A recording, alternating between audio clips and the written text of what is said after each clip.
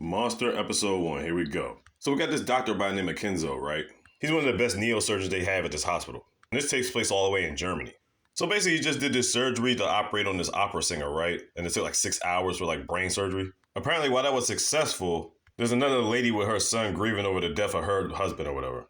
Next day, we see him chilling at the house after a long day, and he's got his girl by the name of Eva with him. Now, Eva is supposed to be his fiance, or, they're engaged to be married. So eventually he tells her he's going to take her out on a date or something like that. So we hear in the news that the opera singer is doing just fine. He has a family. He has a wife and a daughter and a son. Then on the other side of the news, we hear something about this Turkish construction worker that died in the hospital. So when he's going back to the hospital, the lady that was crying about the husband approached Kenzo, was like, why didn't you work on my husband? And he was like, oh shit. Turns out the Turkish worker was actually her husband. Here's the crazy thing though. Kenzo was actually supposed to do surgery on the Turkish worker, but the director called him over to another surgery. That other surgery happened to be the opera singer. And they put this dude that's supposed to be his friend, this dude by the name of Dr. Becker, and they put his team over there on the Turkish worker or whatever like that. But here's the thing. Dr. Becker is a decent doctor, but he ain't fucking with Kenzo, you know what I'm saying? And the lady's like, had he been there, he would still be alive, which is probably true. So we get to dinner with Kenzo and Eva at the table or whatever like that. And you could pretty much tell what kind of personality she has, you know what I'm saying? She's all about that money, prosperity and things on life, but at the expense of other people. So Kenzo explains how he's feeling about the situation, about not being able to save the Turkish worker, but to go help her with the opera singer or whatever like that. And then she says this. She says you gotta do what you gotta do. All lives are created equal. So that's fucking with his head, right? Oh, by the way, the director of the hospital is Mr. Hennigan, and Eva is actually the director's daughter. So, yeah. So after dinner, they end up going to Mr. Hennigan's house.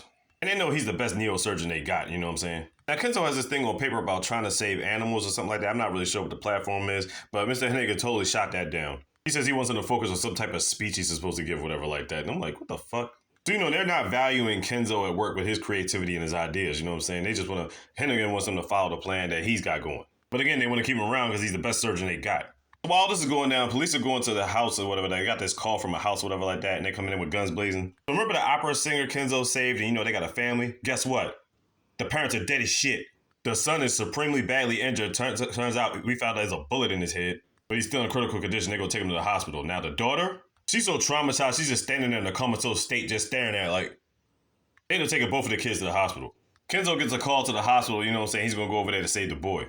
So the thing is, the way the bullet is lodged in his head, you can only, do slightly. You have to be doing careful procedures. And bottom line is, he not even sure if he could do it. But bottom line is, if anybody could do it, he can. He's probably going to be the only person that'll be able to pull this shit off.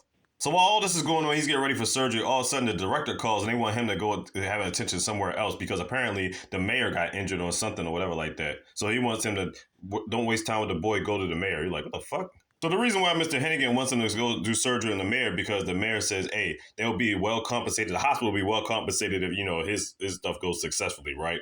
So you know what it is? It's all about money. So Kenzo's got this conscious decision to make. And he's like, you know what?